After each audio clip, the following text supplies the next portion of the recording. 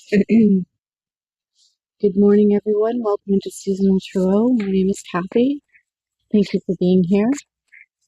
It's the morning after the full moon, and so we're still in full moon energy. The full moon was powerful last night. There's a lot of other astronomical um, things going on that you may want to look up. Um,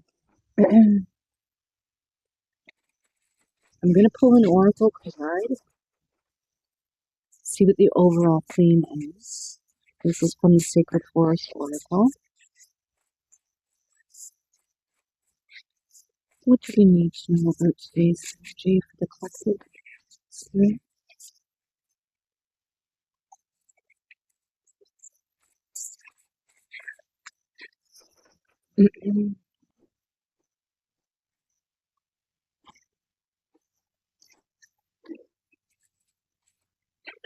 Hummingbird spirit, joy. This is master number, card number 22. Sorry if you can hear the very loud trucks going by.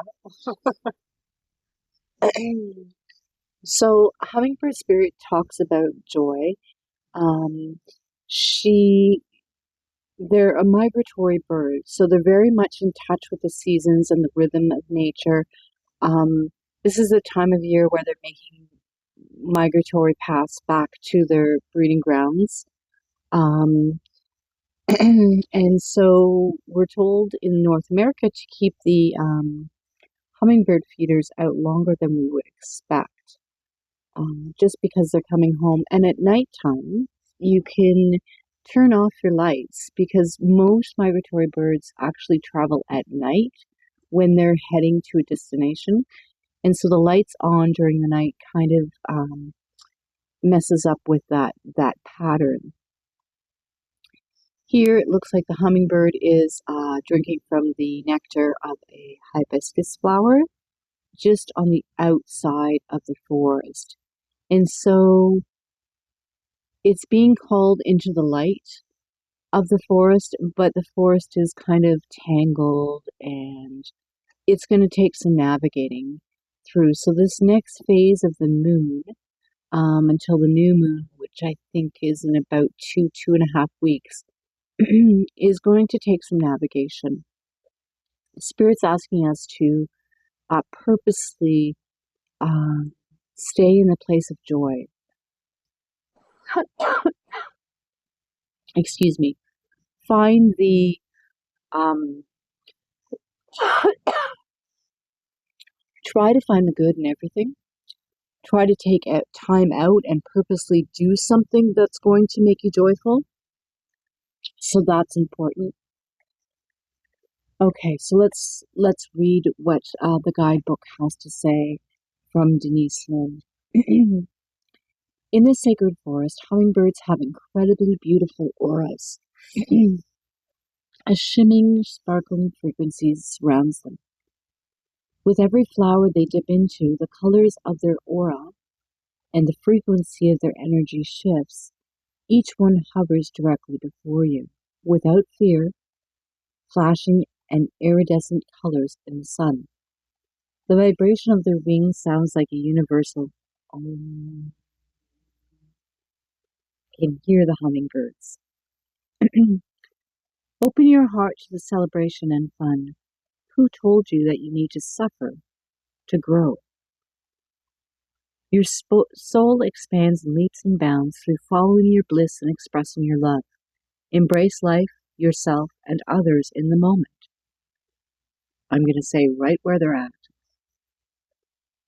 If you've been waiting until circumstances are different before you allow yourself to experience joy, you may have a long wait. Life is always changing. If you don't follow your bliss now, when will you? Your purpose in life is to experience joy. Take steps towards that now while protecting your personal boundaries. You don't need to do everything all at once, but you do need to start. Happiness spreads to others like wildfire and can help heal the world.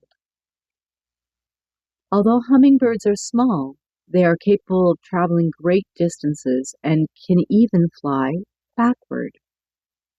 Hmm. Okay, I'm going to stop there. My grandfather growing up told me about a bird, and he picked a feather up from the backyard, and I was in kindergarten because it was for show and tell that day. Maybe it was grade one. It's for show and tell. And he gave me this feather, and he gave me the most beautiful magical story about this bird flying upside down and backwards. And this was the magical feather from this bird. And so I was so proud that I had something to show and tell the next day. And I went into school and I told about this bird. And I looked to my grade one teacher, who was Mrs. Molander, and she started laughing. And I couldn't understand why she was laughing. Everybody else in the class, all my classmates, were engrossed in the story, and they're like, "Oh my gosh, this is a magical thing that's happened." And at the end of the story, we came up to kind of get critique, I guess it would be, or feedback from our presentation. And Mrs. Maunder says, "Do you think that your grandfather's tricking you in some way?" I said, "Pardon?" She says, "Well, do you think everything that he's telling you is the truth?" And I said, "Of course it is." And she says, "Well, you might want to speak to your grandfather tonight when you get home from school." And so I did. And my grandfather absolutely protested that he was telling me anything uh, fairy tale-ish or anything like that. So that was like, I don't know why I'm telling you this. It must be important. But I believe something to be very, very true. And I believed myself to be swooped up in the magic and all of that. And so I believed for a very long time that my grandfather knew this and my teacher was wrong. So I don't know if it affected my grades or schooling or anything. But when I had children and I looked up this bird, it was actually a bird that was on the extinct list. And so, but it was nowhere near this continent. So it was kind of interesting. So that kind of like, I don't know. I don't know why I'm telling you this. If you have some relation to this, let me know in the comments down below. But the upside down flying backwards bird. So this hummingbird can even fly backwards, and so that triggered that memory in me. Interesting. And I still talk about it with joy, even though it was kind of like a split in my own psyche, I guess. Who do I believe? Do I believe my family or do I believe my teacher that I'm supposed to revere, right? Interesting. So, although hummingbirds are small, they are capable of traveling great distances and can even fly backward. Their presence is a reminder that life is not just about reaching the destination, it's about the joy of the journey. Hummingbirds visit in an average of 1,000 flowers a day. Because they expend tremendous amounts of energy, it's necessary to have periodic times of rest. Follow their example and remember to replenish yourself. The spirit of the hummingbird says, replenish yourself. True happiness comes from following the dictates of your soul. Life is change. Be open to change and look for joy in the moment. Find your boundaries and stand strong. Discover your joy. All is well. Interesting. Okay. Sorry, that was a big side story there. So, hummingbird spirit came out. So we'll leave that there as a guiding message. So if we could get 3 cards today, following the full moon, we're still very heavily in the full moon energy. And the full moon, again, is about releasing what doesn't serve us and making way for what does. And so you can think about that. And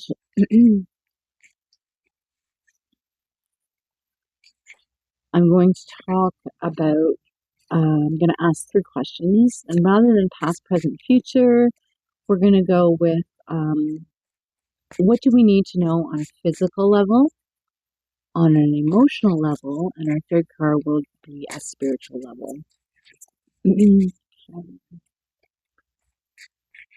All right, Spirit. Past or physical level, the Empress, nice. Emotional level, what do we need to know on the emotional level?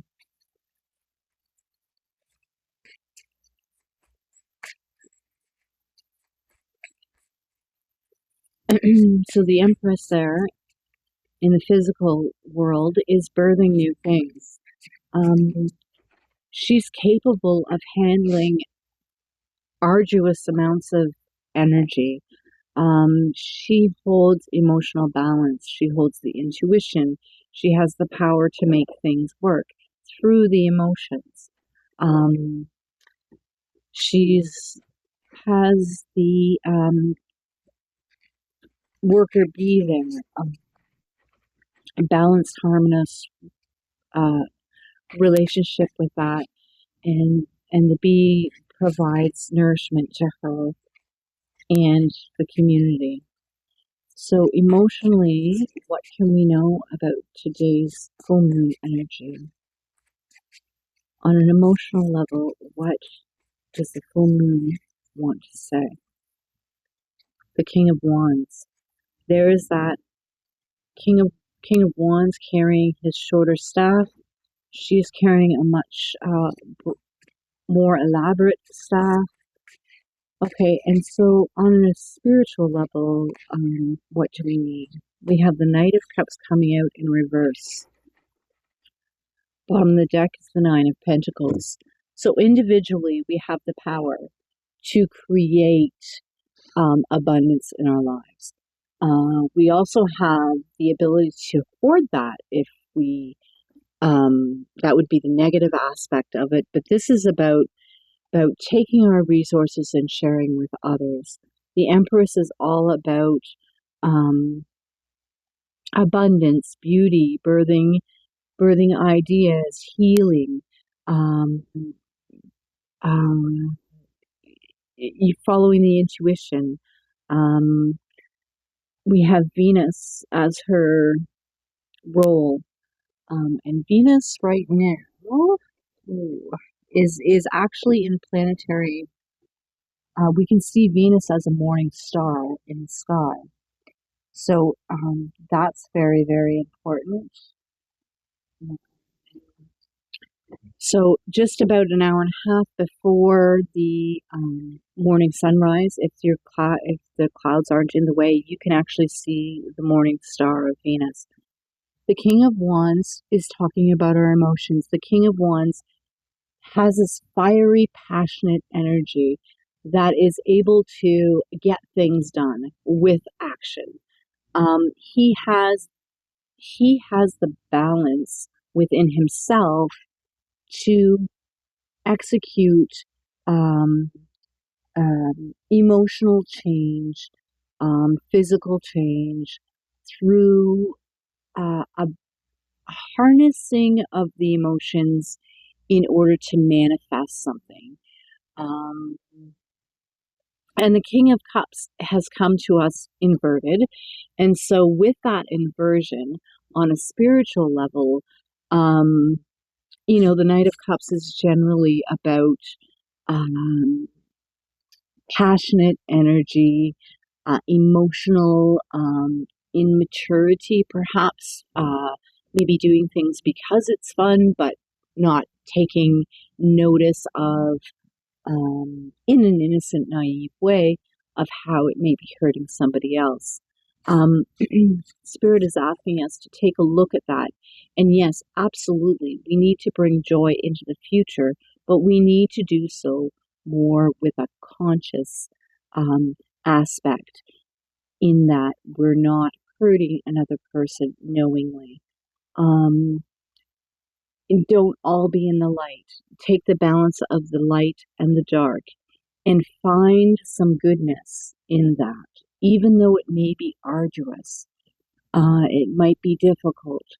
Find something good and let go of the badness and bring something good forward in everything. In every trial and tribulation, there has to be a positive note in there. There must be something. You're either learning a lesson, somebody else is learning a lesson, not because of force of your hand, but maybe it's just you pointing that out to them, or you're holding space for them to um, be upset, express themselves, cry, grieve, um, and you're just, without taking that energy on, providing a container for them to release that, and then maybe offering them, a suggestion like, I hear you,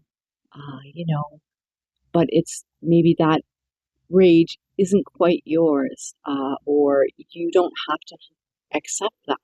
You can choose to do something differently. So something like that.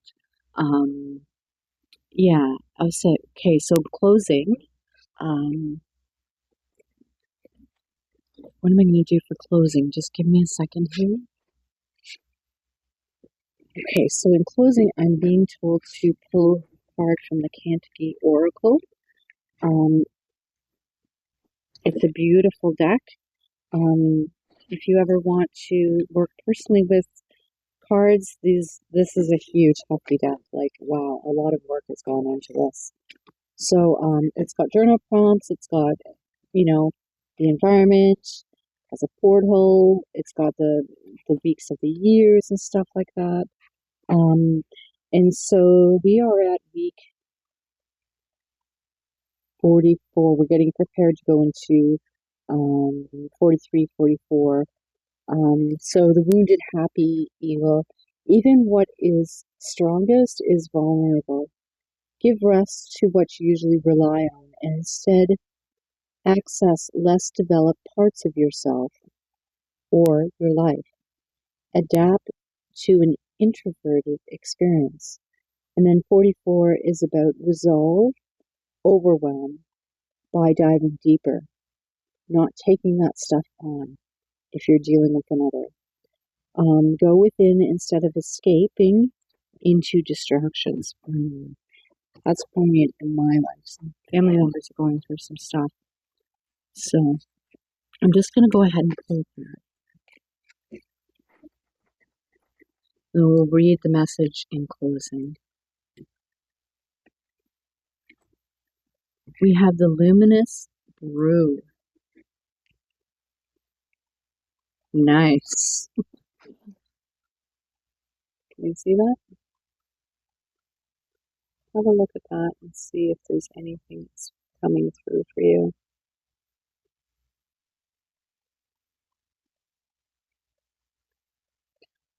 To me, this card is our environment is, we have everything that we need coming into this next cycle. Again, there's the 22. We have the 22 in the hummingbird card. Wow. So that is a very powerful portal. Interesting. So we have two male energies, divine male, and that could be both male or female. One is in the upright position, understanding where he's going. One is in the inverted position, needing to self-reflect. And the Empress is bringing balance, the divine feminine. Um, at the overall energy is about individuation and how we can use our own resources to bring joy to others, to share and not just hoard it. Hummingbird Spirit's about bringing joy. And then we have the luminous brew. And again, this is just speaking that we have all the resources. We have all four elements within us in order to manifest positive change. I just want to see what 22 says.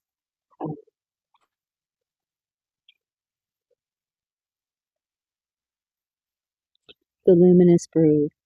Uh, okay, the keynotes of this card is your current experiences will later feed your future self. In the meantime, let your past nourish you. Wow.